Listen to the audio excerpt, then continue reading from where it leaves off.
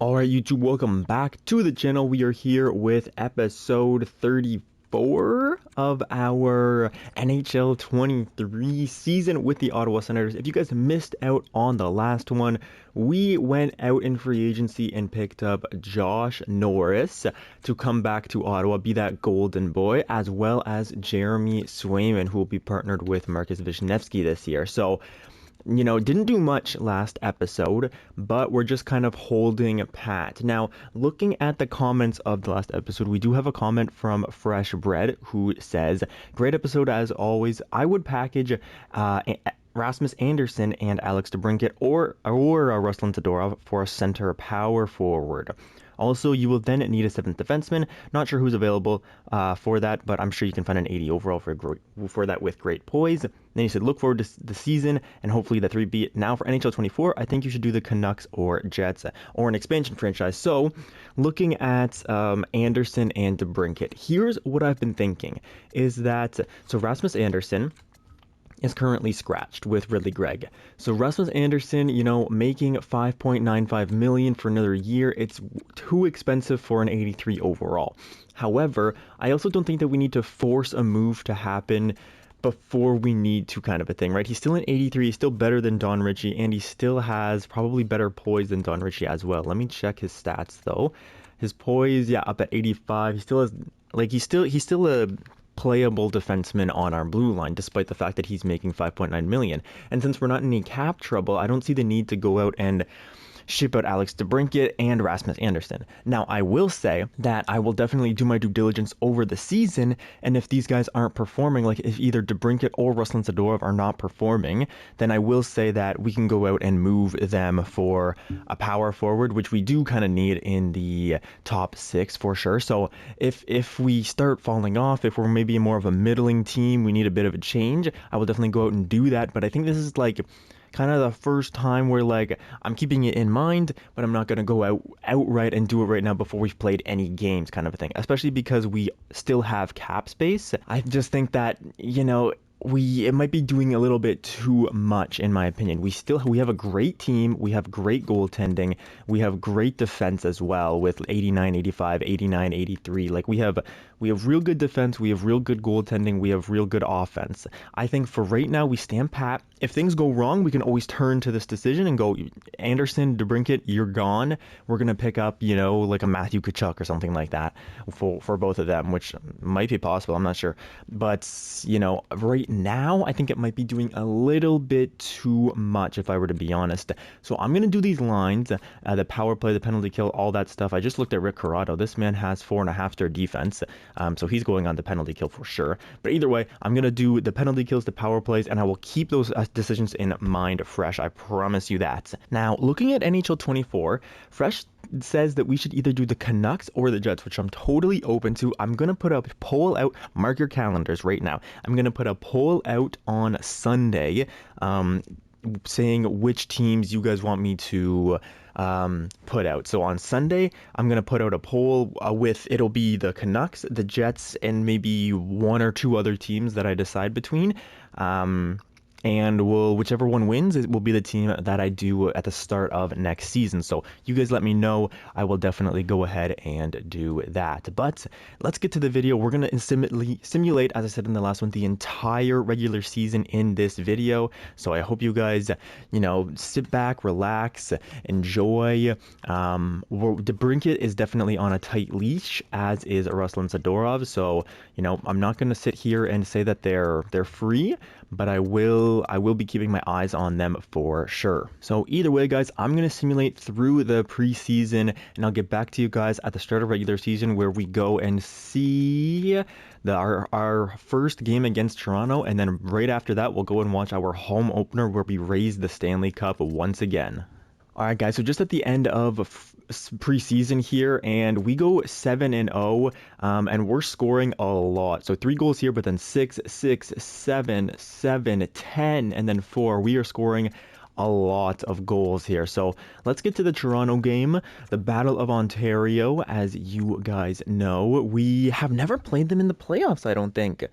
Correct me if my memory... Oh, no, we did. We did last year, right? We played them in round 2 last year. It's the first time we played them in the playoffs. So a rematch of round number 2, I think, last year. Because round 3 was... Or was it round 3? I don't remember. Either way, a rematch of one of the rounds in the playoffs last year. You saw the lines. Actually, wait, I haven't done the power play penalty kill. I'm lying to you guys. Hang on. Let me go do that real quick. Okay, so all that taken care of now we will go Battle of Ontario. We are in Scotiabank Arena for the opening game in the NHL. Unfortunately, we do have back-to-back games here, but let's go. First period underway, 2-1 for Toronto. Tim Stützle opens up the scoring for us though, but then Colin White and Boris Kachuk, I think, score on Jeremy Swayman. Okay, boys, only down by 1. Second period now. Score remains the same. Shots 30-19 in favor of Toronto, but the score, we just tied it up as Ruslan Todorov gets one on Elvis. Now, we have a super long power play, can't capitalize on it. That's unfortunate. And here we go, halfway through the third period now. Score looking even, but we are definitely coming back in the shot department. Are we going to go to overtime? If we do, I still don't think that we can go into it because I'm doing the entire simulation of the season in this one, so we will just simulate the overtime, and now we have to go to the shootout where we win in shootout. Walker Reimer is going to get that goal on Elvis Merzlikins. 3 stars of the night, Jeremy Swayman. His first game as an Ottawa Senator is a good one. Elvis has a good game as well, and Boris Kachuk gets a goal. Fair enough there. Next game now, we are going to play Dallas in the home opener where we will raise our banner for the Stanley Cup Championship. So everybody in attendance, you know, we have Alfredson, we have Spezza, we have all these guys, these Senators legends of the past coming back for the banner ceremony once again, and here we go. First period, Dallas up. Jason Robertson scores on Jeremy Swayman, who's getting back-to-back starts for some reason. Oh, I think it's because I forgot to turn off auto-rotate goalies. I'll turn that on. I'll turn that on after this one. Second period, 1-1. Tim Stützle again gets another goal for us. Shots in our favor, score tied. Never mind, Mason Shaw gets a goal on Jeremy Swayman. That's unfortunate. Swayman probably getting a little bit tired in there, but we have to keep him in because I can't tell the coach to change the goalie midway through the game. Here we go. Power play, boys. Come on. Our power play is like 0 for 4 or 5 so far. And we lose that one 2-1 on 43 shots we have. So their goalie there has a crazy game. Kavusari has a wild game. Mason Shaw gets a goal. Tim Stützle also gets a goal. Let me turn off auto-rated goalies and then we'll get back. All right, boys. Sorry about that. We will simulate. Let's simulate a month at a time, I should say. And let's just go to the Vegas game. Who did we play in the finals last year? We can always go and see them. All right, so if we ever see Winnipeg, we'll know to stop the simulation here. But oh, whoa, we're starting 1-4. What is this, guys? Come on, what the heck is this? 1-6. Okay, then we win 2 in a row, but 3-5 is absolutely unacceptable out of our guys. What the heck was that? 3-5 after going 7-0 in the preseason. Are we just getting a little bit of a Stanley Cup hangover here? I do not like that whatsoever, man. We have 3 wins in a row though. No, we have 2 wins in a row. So let's keep going. I'm very wary about this though. That's okay. That's another win. Okay, let's keep winning. Give me a good winning streak here. That's another win. Okay, as long as I simulate, you know, if I have to simulate like this for us to get wins, then I will. That's 4 wins in a row now. No, 5 wins in a row now. Okay, good little winning streak here so far. The Kings are a good team and we beat them. Okay, Pittsburgh's a bad team. Calgary's a good one. Let's simulate here. I will simulate 1 game at a time if I have to, boys, if that's the only way that we're going to win. Then we go. So we lose 5 in a row, and then we win like 8 in a row or something. 1, 2, 3, 4, 5, 6, 7, 8 in a row so far. Okay, that's a real good winning streak for us. Against New Jersey, it's a shootout loss, but we get points at least. So I'm going to keep going. And that's an overtime win against Nashville. Good. Against a Rangers team, we win 5-2. A real good Colorado team coming up now. And that's a shootout loss, but we get points at least. We are now seated at the top of the division. How good San Jose? San Jose is pretty good. Anaheim's pretty good. Okay, I'm going to simulate down here to the Vancouver game now and see if like long simulations are worse or something, or if it was just weird variance. I think it was just weird, boys, at the start of that. the season there. We were just a little tired still, you know, hadn't got our full legs under us, but now we are doing much better. So let's go and see. Do we play Winnipeg anytime soon here? No, we don't, huh? Okay, so let's try to find somebody we can play in the month of December now. I'm thinking, why don't we go see St. Louis? St. Louis is a good team, right? Where are they? The St. Louis Blues. They're second in their division. Let's go watch the St. Louis game. As long as we keep winning decently. That's a 1-0 loss, 6-5 loss. Great. As soon as I simulate long times, we start losing. That's 2 wins in a row, though, to make up for those 2 losses. I like to see that. And then a 7-0 win against Tampa. 4-2 loss against Florida there. So I could see us making some moves for sure. This is not an invincible team whatsoever, I will say. But then we win 2 in a row. So we're on a 3-game winning streak right now. We're 27-3. I mean, the Red Wings, though, are a very good team as well. They're 21-8-2. Other than that, yeah, we're up there. The Flyers are the best team in the NHL, who we just beat in the shootout. So let's go watch this St. Louis game. We are at home, which I love to see. They're 19-10-2. We are 27-3. And the game gets underway here as Oliver Bjorkstrand opens it up on Jeremy Swayman. First period, 2-0 for St. Louis. Bjorkstrand scores 2 goals. Second period now, 4-0 for St. Louis. All right, let's just get the hell out of here, boys. That is not a good game to go in and watch. Let's just end it. 4-1 is the score as Robert Alfredson breaks the shutout. But that's a game to forget for sure. St. Louis is a good team, man. They are definitely a good team. Let's go see Minnesota. Minnesota's always a good team with Matthews and Kirill Kaprizov. Looks like they're struggling a little bit here early, but we get right back on the winning horse. And then we lose again. So I don't know. We're 21-10-3. So we do have a good record for sure. I think it's a playoff pace. But that being said, man, the wild card spot is only 8 points behind us. And the divisional spot's 6 points behind us, but they do have a game in hand. So, you know, it's still tight out here for sure. It is still a little bit tight. So, up against Minnesota, they're always a good team. Let's see what they can bring here. And then I'll go check in about 5 games or so. I'll go check the stats because that'll be the halfway point. Robert Alfredson scores. He's going to score 2 in 15 seconds. No, 12 seconds. Yeah, he scores 2 goals in 12 seconds. That's Robert Alfredson. That's crazy. Might be a record right there. Ottawa Senators franchise record. First period finishes 3-1 as Robert Alfredson gets a hat trick in 9 minutes and 50 seconds on Jesper Wallstedt. Oh my goodness. Robert Alfredson maybe looking for a breakout season here. That's crazy. Second period now, 4-2. Damien Pascal puts one in.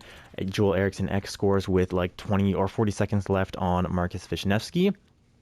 But the score in our favor here. Definitely going to be interested to check out those goalie stats as well because, you know, both 85s, I wonder how they're going to simulate with the same defense in front of them, you know. But either way, we're pretty dominant in this game. Not going to lie. We have 40 shots once again, only allow 19 against us. Robert Alfredson with the hat trick, Thomas Chabot with 2 assists, Damien Pascal with a goal are those 3 stars of the night. We love seeing that. And how many games? We're 37 games in, so 38, 39, 40. We will go watch a Stanley Cup rematch of 2 years ago up against the Calgary Flames. I think that's pretty fair. And let's hope that the boys can keep performing here. That's another win. That's 3 in a row. That's a loss and then a loss. So 3 wins in a row followed by 2 losses. A weird team that we have. We're pretty streaky, which I would rather us just like win, obviously. I'd rather us have another month like this November here where we won 1, 2, 3, 4, 5, 6, 7, 8 games in a row, you know, followed by 2 games in a row, followed by 3 games in a row, like, you know, games like win streaks like that, not like this where we've had like 2 wins in a row followed by 2 losses in a row, like just weird stuff. But either way, up against Calgary now. Where we played them 2 years ago, I believe, in the Stanley Cup Finals. And then right after that, we have a matchup against Winnipeg, so we can go and see that one too. But first, I will check all the stats and stuff like that. First period, 1-1. Kravtsov scores on Vishnevsky, but then Pablo Kilger scores on Thatcher Demko. Classic. Second period, okay. Calgary's going to score shorthanded. It's Ryan Suzuki scoring on Marcus Vishnevsky. This is a very even game here. Our power play, we've never seen our power play score so far in the slow sim, which is a little bit concerning. There's Appleby who's going to score, and then they still get another power play, so they get 2 power play goals. Absolutely ridiculous. Who's taking those penalties? I don't know. Rick Corrado's going to score on Thatcher Demko, though. Also, haven't seen much from... Oh, hang on. Walker Reimer's going to score a power play goal for us. Now we're only down by 1, and we tied up as Walker Reimer gets another one. And then Pablo Kilger's going to score on Thatcher Demko, and the offense explodes here. That is one thing about this Ottawa team. Their offense can just come out and explode at any moment, baby. What a... third period that was crazy. Kilger with 2 goals, Suzuki with 2 goals, Reimer with 2 goals as well, and Ottawa squeaks out of that one with a win somehow, even if we did not really deserve it, to be honest. But that is how the NHL works. 41 games into the season now, we are on pace for a record of 52, 24, and 6. Definitely good enough to get us in the playoffs. And let's check who's doing what for us. First off, let's check our team stats. I know that Detroit is tearing it up.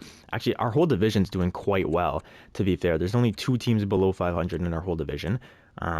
So fair enough there. We are scoring 3.51 goals per game, second in our division, and allowing 2.76, which is the best. Let's check the entire NHL for it. Why not boost the ego a little bit? No, we're only... Wow, that's crazy. Okay.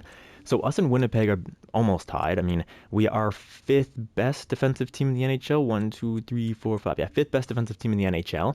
But these two are tied, so we're actually 4th best defensive team in the NHL. And then goals for per game, we are the 1, 2, 3, 4, 5, 6th best offensive team. So 5th best defensive, 6th best offensive is good enough to put us where in the entire NHL? 1, 2, 3, 4th best team in the entire NHL. So definitely have a good record so far, and I am okay with that. Looking at power play and penalty kill now, power play only at 18% is, okay, it's kind of in the middle somewhere. So this is, what is this, 8, I think? 9, 10, 11, we're like 11th best power play. Would like to make that a little bit higher. And then penalty kill wise, I think in the middle as well. So our 5-on-5 is definitely carrying us here, not our special teams, but that's okay, to be honest. I'm pretty okay with that, not gonna lie. I like our numbers so far. Maybe little tweaks, but nothing too outrageous. That has to happen. Then looking in our entire team, Alex DeBrincat. You know, I said at the start of this video, you're on the chopping block, and you only have 26 points in 41 games on that first line, playing alongside of Tim Stützle on the first on the first power play unit as well. That is a little bit concerning here. So Stützle and Walker Reimer, both on that first line, almost a point per game. Then we have Ruslan Zadorov with Damien Pascal, Alex DeBrincat, and Pablo Kilger, I think, is on that second line, I believe. So good stuff out of Stützle and Reimer. DeBrincat, I need to see more out of. Like, in 20 games, DeBrincat, you better have 20 points. You know, that's the kind of production I want to see out of you. But then the second line's doing okay, I think. Jake Sanderson doing his thing there, the $11 million man. Dimitri Tutin doing good on the third line. Noah Dobson doing well. Robert Alfredson on the third line. Is he on pace for... He's on pace to tie his career high, so that's okay. Thomas Chabot's -4. Keep an eye on that. Keegan Keeley +11. Love it. Christian Hovland with 16 points. Breakout season for Christian Hovland, perhaps. He has almost as many points as he did in 82 games last year, this time in 41. That's cool. Is it because of power play? He does have, yeah, he has 9 power play points. What a power play merchant. Love it.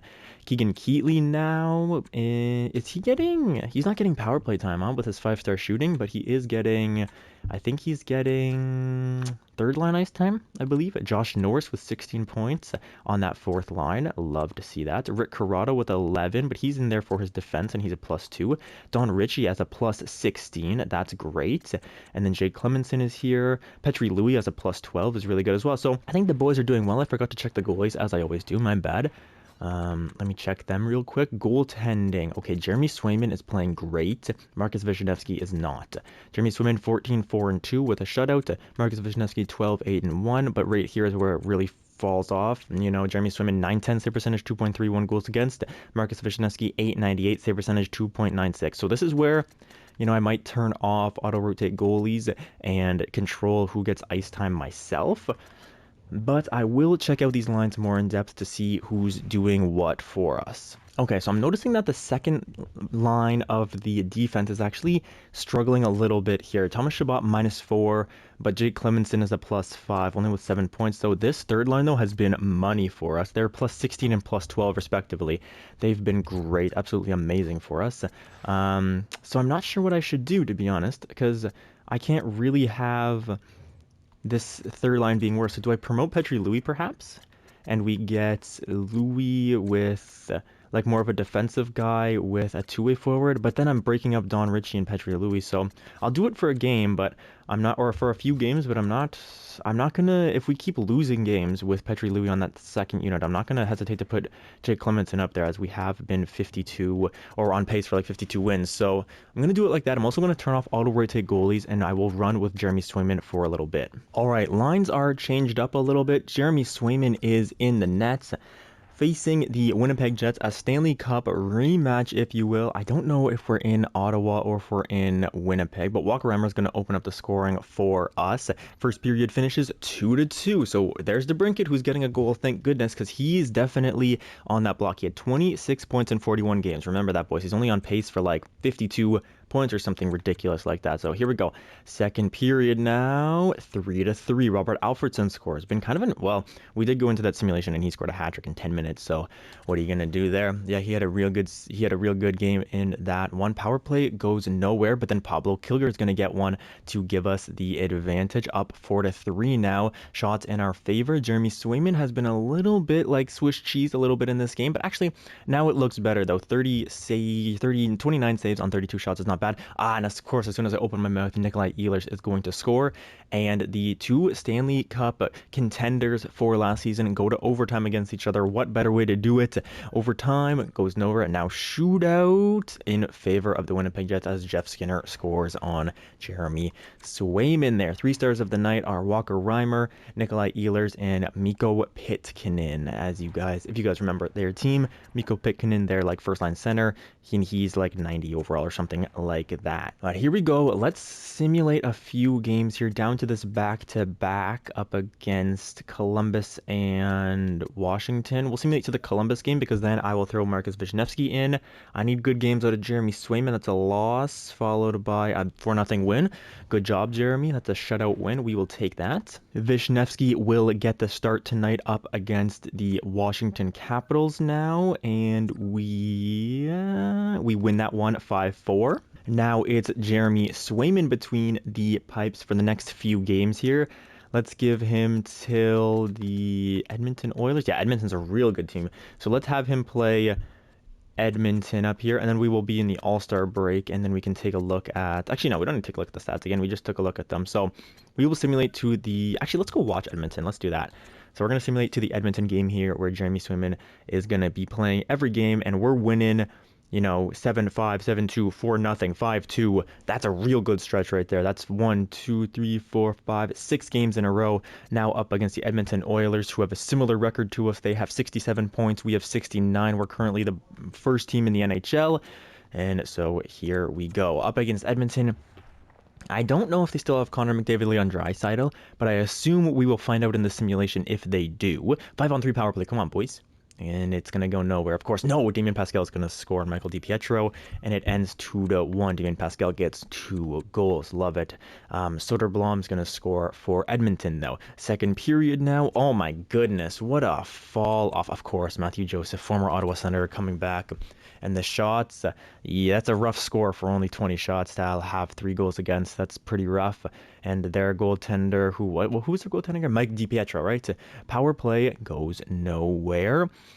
Ah, man, these Edmonton Oilers, dude, they're always a weird team. They always have a dynamic offense, but usually we can score on them, but not today. I remember in the bubble days when Edmonton would come into Ottawa and it'd be like 7-4, 8-9, like 9-5, whatever, crazy games like that in the bubble days. But we are not in the bubble in this universe. We are in there with the fans, so definitely changes the performance of the players a little bit. Tim Stützle having a great year, by the way.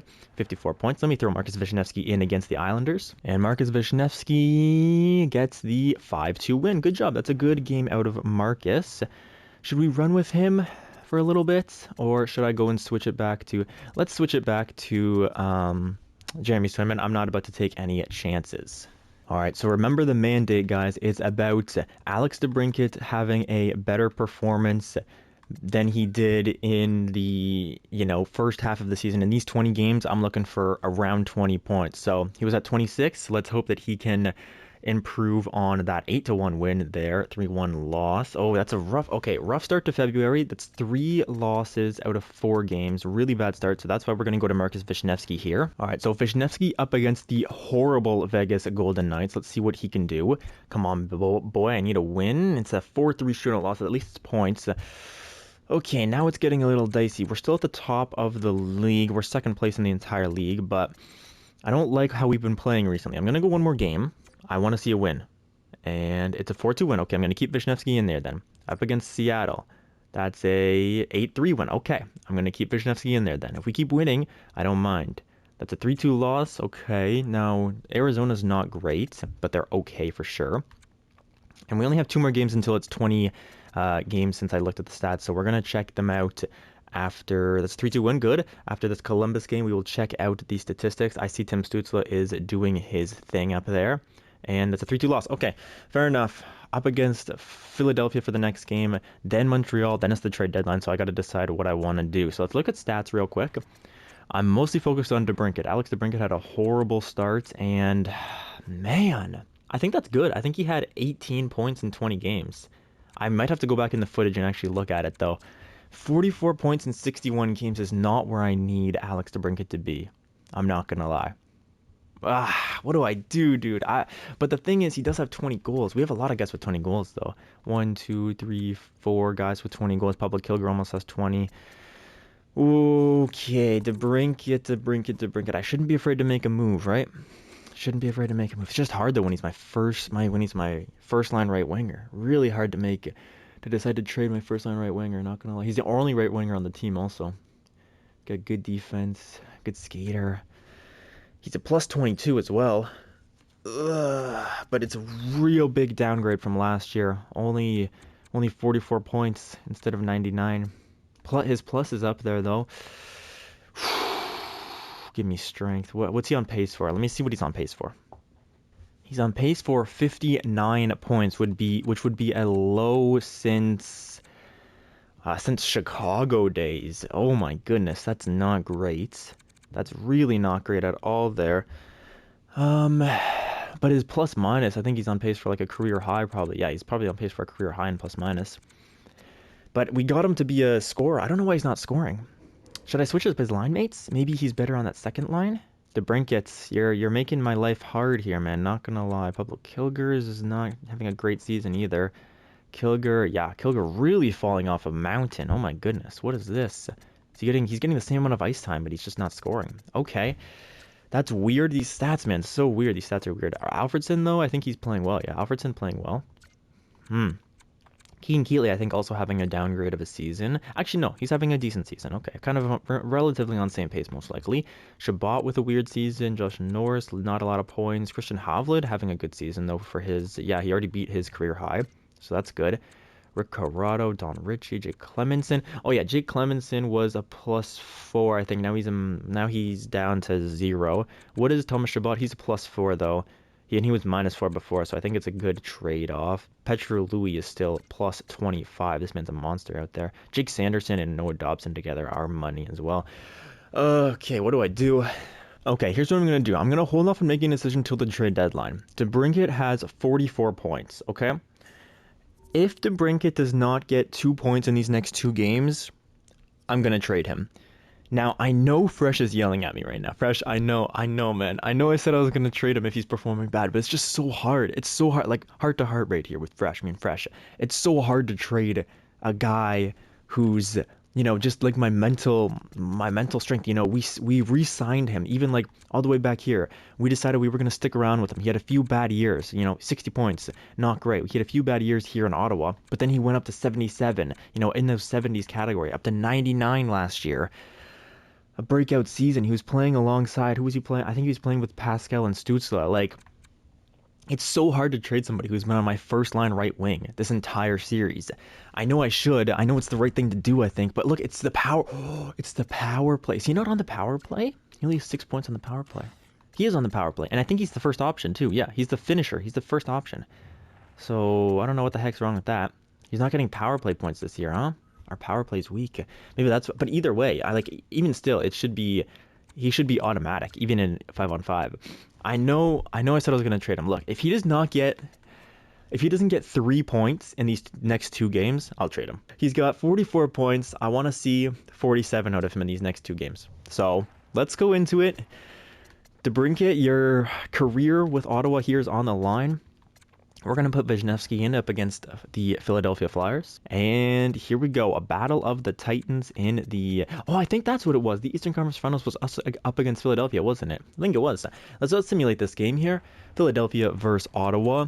A rematch of the finals in... Oh, no, the Eastern Conference Finals last year. I threw Public Hillier, I think, up to that first line, I believe. Ruslan Todorov on that second line with DeBrincat and Pascal. Hopefully he can dish that puck around. And the first period comes to a close with a score of 1-1. DeBrincat yet to get on the scoreboard, most likely. Second period now, 2-2. Robert Alfredsson scores. 2 players score there for Philadelphia, Scott Reedy and Noah Hanifin. DeBrincat has been silent in this one. Oh, but there he is with a power play goal. And now we have another power play opportunity, and Walker Reimer's going to score just after it. I don't know what to do, boys, because we're such a good team. Even though DeBrincat is not producing points-wise, we're still one of the best teams in the NHL, you know? It doesn't hurt. I guess it doesn't hurt to check the trade blocks. It's a 5-2 win over Philadelphia. That's real nice to see. DeBrincat with 2 points in that game as well. Am I just trying to will DeBrincat onto this team? Should he not be here? I know Fresh is going to be mad at me, man. And I pride myself on making decisions with you guys, you know? That is the whole point of the series. We make decisions together. So, and DeBrincat has not been playing well. So maybe I'll find somebody who we can trade with. Okay, either way, Wisniewski here up against Montreal. The lines will remain the same. DeBrincat in that lineup. Okay, Nick Suzuki going to score instantly, though, and then followed by Donald. Okay, Wisniewski, you got to hold your net, buddy. And then there's Wade Harding with a goal as well. First period ends at 3-1. Robert Alfredsson scores shorthanded. That's why I love Robert Alfredsson, man. He's such a good defender. Here we go. Second period, 4-2 as Alex DeBrincat scores 3 points in 2 games, which I said he had to do to stay on this team. But now I might trade him anyways because I know that that's what the viewers want. Do I do what the viewers want? Do I do what I think is best? I'm the GM, but you know, the series is built on communal decisions by everybody. Tim Stützle there scores to put us back within 2, but I think this game's kind of out of reach there as we traveled, I believe, to Quebec for this game. Well, to Montreal, but the province of Quebec for this game, where we get smoked 5-3. 3 stars of the night. Suzuki with 2 assists. Jennings with 2 goals. Donald with 4 points. Good game out of him. And now it's all time to where I've got to make decisions. So I'm going to check the trade blocks. I probably won't show you all of them. I'll just show you. Realistically, if we're trading DeBrincat, I need to get somebody who might give me a +5 on that second and or first line. DeBrincat does now have 47 points, but I said he needed to stay on this team. But he might not be staying on this team either way. So I need somebody who's going to be able to produce like DeBrincat can. Right? I need somebody who can be point per game, who can give me 70 points. I can't believe this, bro. Okay, let me check the trade blocks. If there's nothing on the trade block and it's not possible, then there's just nothing on the trade block and it's not possible. I feel like that's fair. I feel like it's fair for me to go check the trade blocks. And if I don't see anything, although I am seeing Jamie Drysdale on the trade block right now and Mason McTavish, but if I don't see anything insane, I think it's fair that we keep DeBrincat. But the other thing is we have to remember is salary, because although this is our last season, right, and he only has 52 points, 63 games anyway. I know it's on better pace than DeBrincat, but still, although this is our last season, right, it's not, it doesn't make sense to pick somebody up who's a hindrance on our trade. Like, it wouldn't make sense as a GM to do that, even though we know it's our last year. Even if the GM of a team knew it was his last year, it would still be like, it still wouldn't make sense for that person to go out and screw the next GM over, right? That doesn't make sense to do. So we're going to try not to mess up this team for the coming years.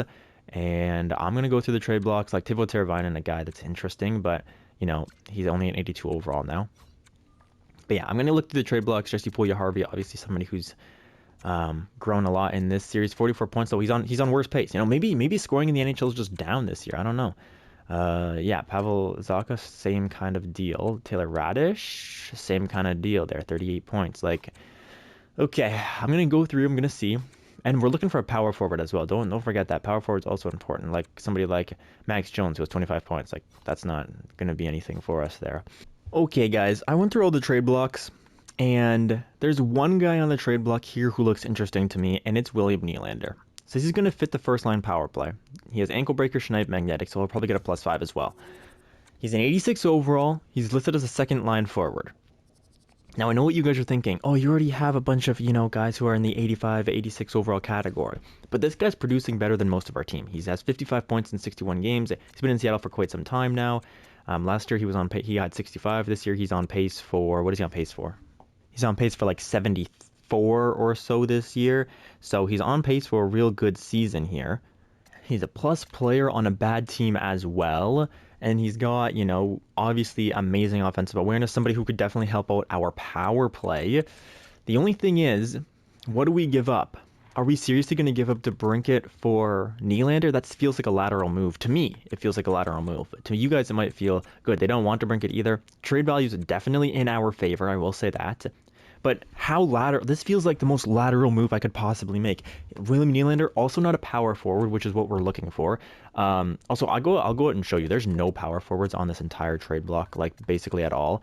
It'll take me forever to show you all of it, but like the only power forwards I see are like, you know, 81 overall guys. This guy's a sniper. How's Emil Heineman two-way forward? Emil Heineman, I feel like grows so much in franchise mode. Like I've seen him grow to like 87 overall in one of the career simulations that I did that's actually coming up.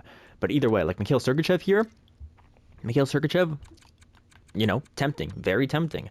The only thing is, what do we trade Rasmus Anderson for Mikhail Sergachev? Like, bro, like who's making that deal? Who's making that deal? It's not you know, Tampa. And then we give them, let's see, we give them Rasmus Anderson, who's got some trade value on him. And like, what else? What else do we have to give up for Sergachev? Like who else do they want? It's pretty insane what we'd have to give up. We'd have to give up maybe Thomas Kapanen, who's a 78 overall 21-year-old, two-way forward, having a okay season down there. Melnick, is it Melnick that we have to give up, who's having a real good season, offensive defenseman? Rich Melnick? Is it this guy, 19 years old, 71 overall defensive defenseman, who we drafted like 10th overall last year? Or is it any of these medium elite guys? So I don't know, man. It's so hard to make this decision. It really is. I could give them a medium elite goalie, but that's not. Is that enough to get Sergachev? Actually, it might be. Actually, hang on. But either way, like, where's Sergachev going to play? He's a left-handed defenseman. We already have everybody we need on defense. You know, we do have an 81, I think, playing. Like, we have Don Ritchie playing instead. But Don Ritchie having a pretty good season, having 13 points, 69 games. I mean, it's not great. Don't get me wrong. We also have this guy Ferraro, who grew to an 82 overall now. And we have this guy Cleary, who grew to an 83 overall, who I didn't even notice until right now. They're both 19. Wait, who are these guys, bro? Oh my God. 2029 and 2029. Two 2029 draft picks. Wait, what? We drafted this guy? We went up to second overall pick a few years ago? That's insane. Okay, so we have two defensemen right here in the system who are 83 and 82 overall respectively, who are not even going to see ice time. Well, they could, but that's something you guys got to tell me about when we get to the playoffs, or even right now. For God's sake, we have such a logjam. We don't need we don't need Mikhail Sergachev coming in here and stealing, you know, spots from young guys. So I go back to Seattle, and the only thing I can think is we go to William Nylander. It's the only guy that makes sense. He's the only guy who produces somewhat like Alex DeBrincat, but everything in my brain right now is telling me not to do this. I don't know why. I don't have a reason for it. My gut is telling me not to do this. It's saying DeBrincat and Nylander.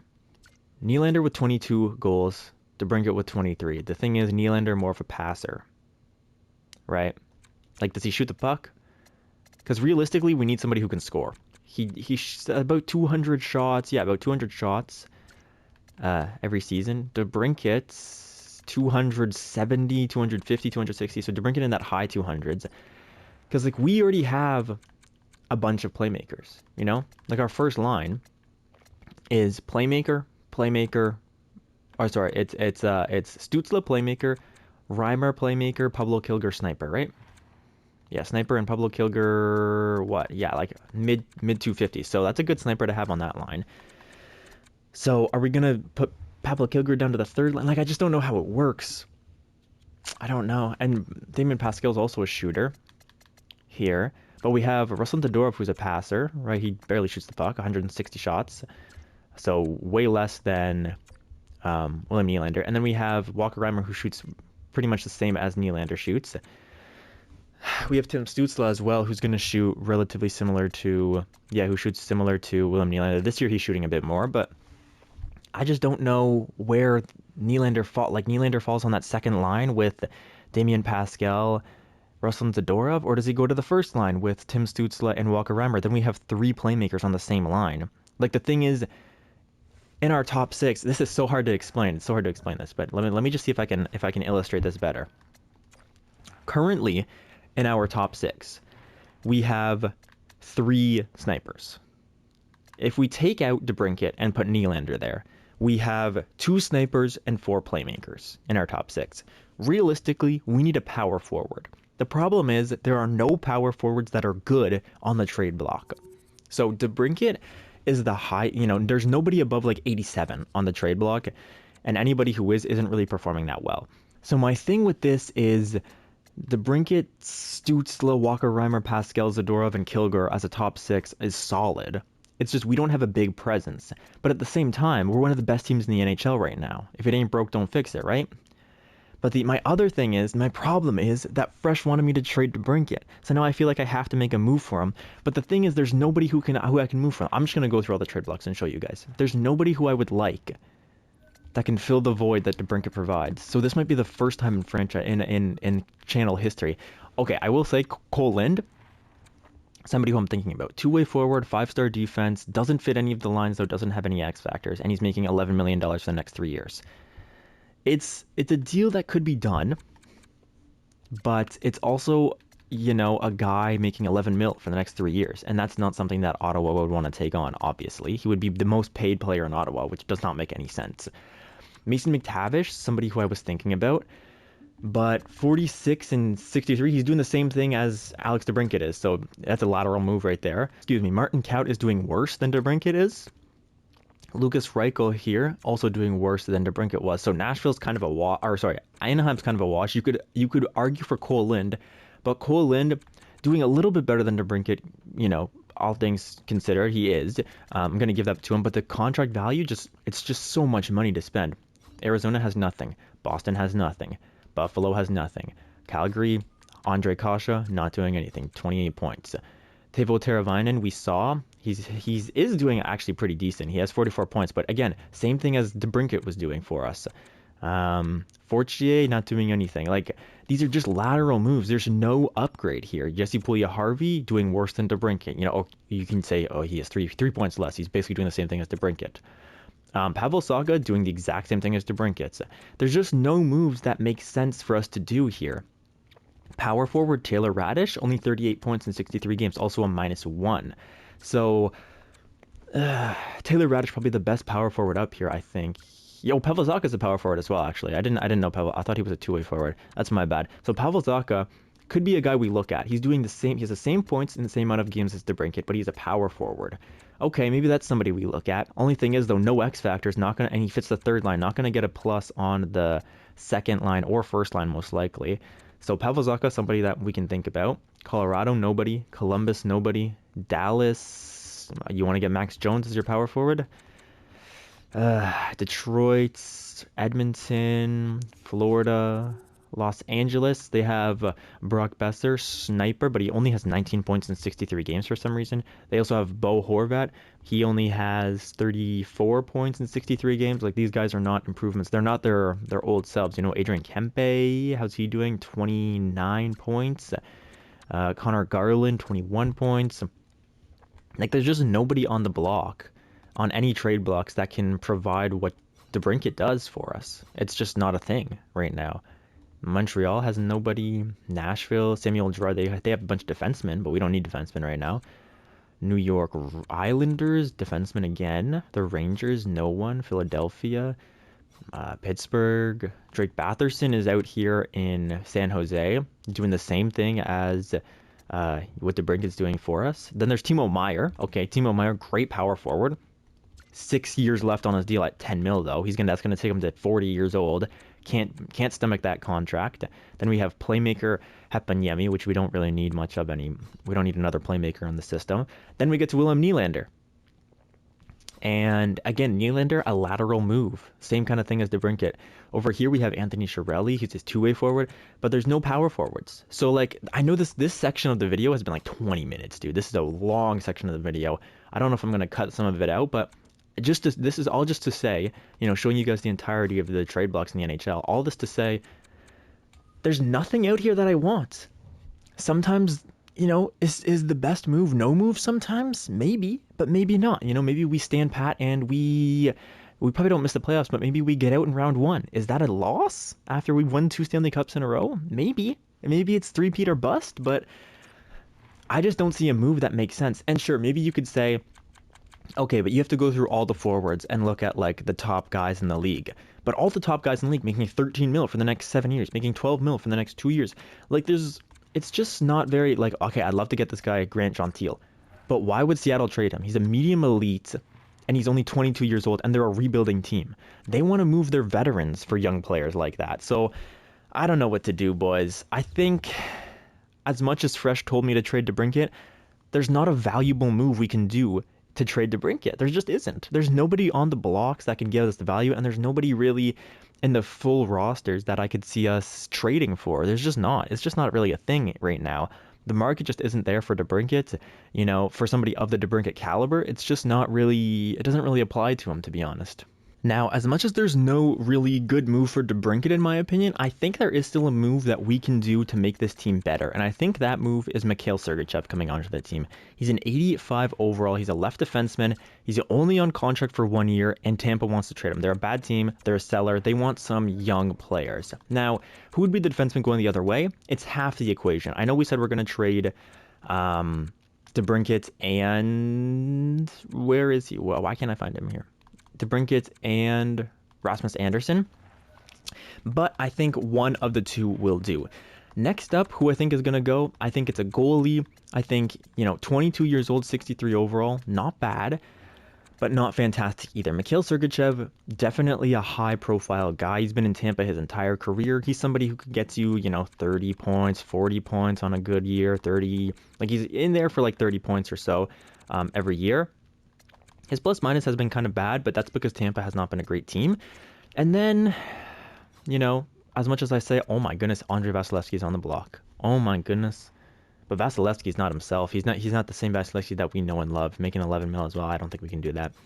And then something else that I want from Tampa, you guys want to just trade your late picks, that makes sense. Give me a 3rd round pick next year, huh? And as much as, this is me, saying that the future, we're not going another season, I still think it makes sense to get picks for prospects and things like that. And medium elite goalies are plentiful in the draft, man. You can always find a medium elite goalie. You cannot always find a Mikhail Sergachev at the trade deadline. He's going to fit that third pair where he will actually be playing as well. So it'll be our left side. Think about this. Our left side will be Jake Sanderson, Thomas Chabot, Mikhail Sergachev. Like, that's pretty crazy, right? It means Don Ritchie's going to have to sit some time out. But realistically, another thing that I didn't realize until I was showing you guys our rosters, we have Cleary, an 83 overall 19-year-old, and we have Ferraro, an 82 overall 19-year-old. Like, what is this, dude? The growth we've been getting, I don't even remember these guys. Salvador Ferraro, I think I remember drafting him, actually. Two-way forward, he's got the X factors as well. But Cleary, a 2nd round pick in that same draft, don't remember drafting him whatsoever. And if we did draft him, he was probably like a 50, 60 overall, something, maybe like 62 overall or something like that. So in like 2 years, he's grown like 20 overall. Crazy stuff, absolutely crazy stuff. Somebody that I don't remember drafting at all. He's got a million X factors as well. So I think a trade for You know, Sergachev using two people we're not using, trying to get some assets back. I think this makes sense. What do they say? They reject it. Okay, fair enough. What about? I won't do. I won't do just straight up. Do we even need? I mean, we don't need prospects, right? Like we're not going many years, but let's just go like a sixth and a seventh for Sergachev. What do you say to this? Reject it. Okay. What about just a seventh? They accept that. So Tampa, thank you very much for doing business with me. We're gonna go to edit lines. I also want to hear what you guys have to say about Cleary and Salvador as well. But Don Ritchie will come out. Sergachev will go in. And now this team is just that much better, man. Sergachev with... Can anybody get like a plus with them? Yeah, they can. But Sergachev, man. So this is a great lineup we have now. We have 89 to 83 everywhere. That's a pretty good defensive core. And then goaltending, Vishnevsky, obviously, and Swayman. We're going to start with Swayman going in. I know Fresh is yelling at me. Fresh, I know you're upset. I know it doesn't make sense to hold on to Brinket, but there's no trade. I promise. I looked through the teams. I looked through the trade blocks. I looked through everything. There's just not really a trade for DeBrincat that makes sense. Everybody, you know, all these like other guys are making like 13, 14, 15 million dollars for like the next 5, 6, 7, 8 years. It's just so hard to lead, like, part ways with somebody who's a $9.5 million contract for the next year, sure, but we're done this series after this. So I just think, I don't know, I just think any move is either lateral or doesn't make sense because they're a rebuilder and that's a medium elite guy. Like, there's no way anybody's trading for a 33-year-old Alex DeBrincat who's scoring 47 points in 63 games and giving up their potential franchise piece. You know, a 22-year-old medium elite player, a 25-year-old medium elite player who's like producing well, doesn't make sense. And then, okay, maybe we trade him for another 30-year-old, but then it's just a lateral move after that. So we're in a weird spot with DeBrincat. If we were a seller, sure, that makes so much sense, right? We go to one of those teams who are doing well, and we try to pick up some prospects, we try to pick up some forwards. But because we're a buyer, it doesn't really make sense to go out and trade DeBrincat because he's helping our team as much as he's not producing offensively, right? He only has 47 points in 63 games, not on pace for a good season. I will admit that. His plus minus is great. He's on pace for like a career plus minus. He also has 4.5-star defense. He can also play the penalty kill if he has to. He's got 97 offensive awareness, so he's not like he's not hurting us out there. He's a plus 23 for goodness sake. Don't really see the value in trading him. I don't see it. We picked up Mikhail Sergachev at the trade deadline. I made a move. I traded Rasmus Anderson. It does mean Don Ritchie is now our 7th defenseman. Ridley Gregg's out here. And I completely forgot about these guys who were unsigned. You know, so we have unsigned prospects who are like 83, 82 overall, ready to make the team. So you guys let me know what we should do about them. But I'm going to keep simulating here. It's unfortunate. I couldn't find a trade for DeBrincat. I'm genuinely so sorry about that. But, you know, all the other decisions, all the other episodes, you know, I've never had a situation like that where I just couldn't find the value. I couldn't accept the decision that, you know, the GMs are making, you know, because I do really pride myself on, you know, sticking to your decisions and stuff. And I have stuck to your decisions the entire game, the entire series. But just this one, it just doesn't work, man. It just doesn't really work. Who is this guy? Medium top 9, was it? Yeah, we don't need you. It just didn't work. It just didn't work out. You know, it just so happened that the chips did not fall or anything like that. There was just no value for DeBrincat. So unfortunately, I can't go out and make value out of nothing. So let's look at what happened at the trade deadline, though. Again, a lot of these guys we won't know. It looks like Joakim Kemmel goes to the New Jersey Devils. Lucas Reichel goes to Boston. Dennis Cholowski to Florida. Mason McTavish goes from Anaheim to Washington. So Washington loading up there. Vladimir Tarasenko goes to Colorado. Okay, kind of cool. Tyler Boucher, former Ottawa Senator, goes to Columbus. Columbus also pick up Stuart Skinner, so Columbus trying to make a run here. We pick up Mikhail Sergachev and Lassie Thompson, so a really dead trade deadline. Not gonna lie, there's like 10 trades that happened maybe.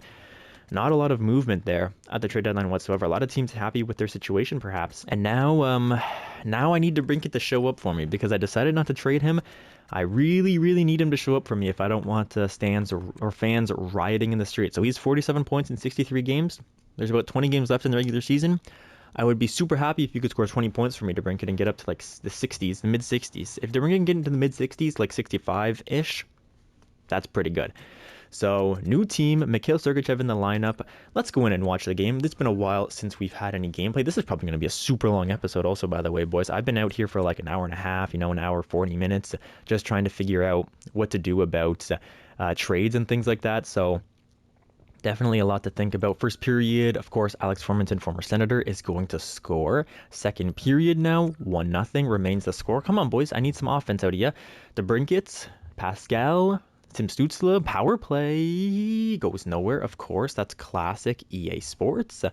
Another power play, and it's going to go nowhere again. All right. So love that the boys just decided to give up and, not have any passion. DeBrincat's going to score, but it doesn't matter. We lose that game 3-1. All right. So let's keep simulating here. I do think we pretty much have a guaranteed playoff spot. Although now that I've said that, I'm sure we're going to lose like 20 games in a row. Here it comes. Okay, 6-1 win. We'll take that. And let's just simulate normally, man. I don't know why I'm trying to simulate like on that side. We'll go until we have a back-to-back here. So Jeremy Swayman will get the starts because he's been playing much better. That's a 5-0 win, a 5-2 win, followed by a 4-2 loss. Okay, then a 3-2 loss. Not good. We need a win. There we go. There's a 6-2 win. We're like the fourth best team, maybe fifth best team in the NHL right now. So let's get Vishnevsky in there up against the Rangers. All right, Vishnevsky against the Rangers here is a 3-1 loss, and then we're going to go Swayman against the Jets. All right, Swayman up against the Winnipeg Jets. We'll also ride him out, maybe out this entire season here. We definitely have to play him up against the tough teams, so we need to play him up against the Red Wings. All our divisional teams we have to play Jeremy Swayman for, even if they suck. So like until Columbus, maybe. Yeah, we'll play him until Columbus, and then we'll just put in Vishnevsky in there. So that's a loss. Okay, then a win though. Get back. We win against the Eastern Conference teams. I'm okay with that. That's 2 wins in a row. Give me a win against Buffalo. Man, that's rough. That's real rough. Okay, we're still in our divisional race. It seems like I mean, the East is super good, man. We're 44, 25, and 7. We have 95 points already, and we're not guaranteed a playoff spot. The East is tight, bro. All right, let's get Vishnevsky in there up against Columbus. Mikhail Sergachev with us has not been doing too much, but he is a +2 and he has 2 points, so it's okay. It's nothing crazy. Petri Louis +33. That's great. Love to see that. Noah Dobson +35. Again, we have those prospects down there who are also defensemen. First line doing well. Second line, DeBrincat. Is DeBrincat turning it on low key? DeBrincat 62 points in 76 games. What did I say, boys? What did I say? If he is mid-60s by the end of the season, that's good. 62 points in 76 games when he was on pace for like 52, I think, at the start, like at the halfway point. I'll take that. I will take that. Columbus, that's a win. Okay, now we go to Swayman. And here is Swayman up against the Montreal Canadiens. That's a 1-0 shutout win. That's a huge one right there, too, as their divisional rival. The Devils have clinched the playoffs. We have also clinched the playoffs, so good stuff there. So now it's just about who's getting these last few starts. So we're going to go Swayman up against the Devils. That's a 3-1 win. Then, okay, the Flyers are the better team, but they're probably the present. Oh no, the Oilers are monsters. The Oilers might get a 60-win season. Oh my goodness, crazy. And we might not even get 50, but that's okay. We were on pace for 52 at the halfway point, so kind of fell off a little bit, but what are you going to do? We're going to go, the Flyers are probably out of the the Panthers are probably out of the playoffs. The Flyers definitely in them. So let's go Vishnevsky. Then we'll go Swayman for the last 2 games. I think that's fair. Vishnevsky has played 36 games. Swayman has played 49. Makes sense. So Vishnevsky up here against Florida. That's a 3-1 loss. Okay. And now Jeremy Swayman will play out the last 2 games. That's a shootout loss to the tough Philadelphia Flyers. And then last game of the season, this could, decide whether we are the top team in the division or not. Let's go in and watch it. Why not? It's Jeremy Swayman up against the Toronto Maple Leafs. It's the Battle of Ontario, a classic matchup here. First period, 3-1 for Toronto. Love it, baby. Jake Clemenson scores for us. Swayman not having a good game. Second period, 4. Oh my goodness, boys. Marcus Vishnevsky's in the net now. Swayman gets pulled on like 3 goals on 10 shots or whatever it was. Despicable performance in the last game of the season. They're just the Sens here. We're just calling it quits, man. DeBrincat gets a goal for us, but really does not matter whatsoever. 5-2. Yeah, let's just get the heck out of here. Oh my god, 7-2 loss. Good lord, don't even want to look at the stats or anything. Just forget about that, boys. Short-term memory, goldfish memory. When you're in a situation like that, oh my god, the Oilers 60-19-3. What a team they've built. It's about time too. Everybody's played 82 games, so let's take a look at the team here, or the teams I should say, who finished where in the entire league. We finished 5th, so I think we moved down 1 spot, but I think that our numbers are looking pretty good going into the playoffs. We're 47-27-8. It's a good record. It's not a franchise-breaking record like it was last season, but still definitely good. Goals for per game, we're tied at 5 with the New Jersey Devils. Goals against here, this is where we really shine. Second best defensive team in the NHL, which is a stat that I love seeing every year. Power play dropped a little bit. We're in the middle pack here. That's 8, 9, 10. Okay, 10th in power play. Penalty kill now, I think probably around that same margin there. 8, 9, 10, 11. 11th best penalty kill, not bad. Home record 24-14-3. Away record 23-13-5. Like playing at home a little bit more than away, but those records are pretty interchangeable, to be honest. Doesn't really matter where we play pretty well either way. 5th best team in the NHL. We win our division as well, I think. The Atlantic? Yeah, we win our division. We do not win the East, though, as that goes to the Philadelphia Flyers, who had a crazy year. Looking at individual stats now, Tim Stützle with 80. I will take that. Walker Reimer with 76. That's pretty good. Damian Pascal with 74. Ruslan Zadorov with 73. And then DeBrincat with 67. So, as much as you can say DeBrincat's, it's a bad season out of DeBrincat, I can't disagree with that. But what I can disagree with is it's a lost season with DeBrincat. He's the best plus-minus on the team. He's a great defender, despite the fact that he has, in the real world, he's kind of non-existent on defense. He's also on a good contract. He had 30 goals this year. A 30-goal season is nothing to scoff at. It's just that the assists weren't there. His power play, work was not great this year either. When last year he had 30 points on the power play or something like that. Maybe our power play was just the problem. It wasn't DeBrincat. 67 points. I'm not going to make excuses for him. It's not good. It's not as good as it was, last year for sure. But it's not that far off what he's been doing for us on average. Going back to year 1 here, 76. Good season. 62, 68, 64. It's better than all these seasons. Well, not all of them. This one is worse than, but better than the 62 season, the 64 season. The same as 2 seasons ago. Or no, 3 seasons ago. It's, he's in that range. He's in that 60-point range for sure. 65 or 67 points this year. When he was on pace, I think he was on pace for 52. It's not a bad season whatsoever. Dimitri Tutin, though, actually, no, it's a good season out of Dimitri Tutin. I thought he was in that 60-point range last year. Pablo Kilger, I think, had a big drop from Pablo Kilger, getting the same amount of ice time. Is it the same amount of ice time? I think so. Yeah, more ice time this year, less points. Big drop from Pablo Kilger. Robert Alfredson, I think this is a better year than he had last year. Yes, it is, but his pace fell off for sure. He was on pace for around 50 points. This only gets 41. Keegan Keatley as well here. Yeah, only 38. And last year he had 44. Getting less ice time, though, so it's understandable. Keegan, it's definitely understandable. Josh Norris came back to Ottawa, had 28 points for us, only 18 penalty minutes. He's on that penalty kill, first-line penalty kill, so decent out of him. Christian Havlat has a career year, I think. Yeah, 4 more points. That's disappointing, actually. Christian Havlat was on pace for a lot more than that. He's a +1 this year at least. 12 power play points as well. He wasn't on the power play last time he was out there. It's okay, Christian. It's okay. Rick Corrado out there for his defensive prowess, and he, gives the puck away a little more than he takes it away, which is not what you want to see when somebody's out there for the defensive abilities. but 19 points in 82 games is definitely okay. Look at defensemen now, and Jake Sanderson. Is this a career year for him? I don't think so. Yeah, last year, 2 years ago, 55 points each. So maybe our offense is just down, honestly. You know, look at this. Thomas Chabot had 62 points last year. This year only 36.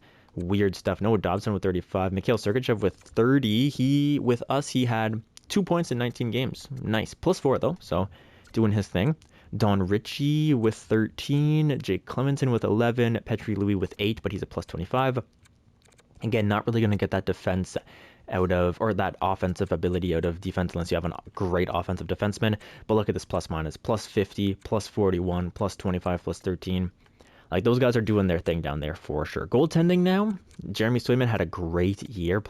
Went 28, 15, and 5 with 4 shutouts, 919 save percentage, 2.24 goals against average. That's a crazy year in EA simulation land.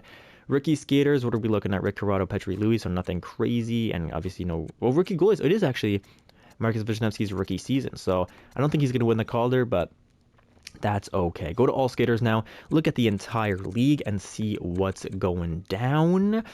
McDavid, dude. The Oilers with Connor McDavid, who are, have a crazy year. Mason Hale is here as well, drafted in 2025. Yeah, these two tearing it up together. Nathan McKinnon with Kirby Dach, Austin Matthews. So it's about time somebody derailed the Austin Matthews and Kirill Kaprizov train. They still do get 96 and 90 points respectively, but they're not in that 100 point for the first time in a while. They don't get 100 points there. Lucas Raymond is here with 89, Cale Makar with 88, Draisaitl with 87, Marner with 87. So there's a lot of guys, above that place, but how many people are in the 100 point club? Only like 3 people 100 points. So I won't say it's 100%, realistic, but it's not bad. I will say McDavid and Hale, the new Leon Draisaitl and McDavid, perhaps. Defenseman now, it's Cale Makar. Yeah, we saw Cale Makar up at 88 points, probably going to get that Norris Trophy. Brant Clark up here, Adam Fox, Owen Power, Devon Taves, who won the Norris last year. And then goalies, who's getting the Vezina? Michael DiPietro has absolutely nuts stats. Oh my goodness, that's crazy. Let's go like 40 games. And sort by save percentage, who is it? It's Jeremy Swayman. But he doesn't have enough wins to...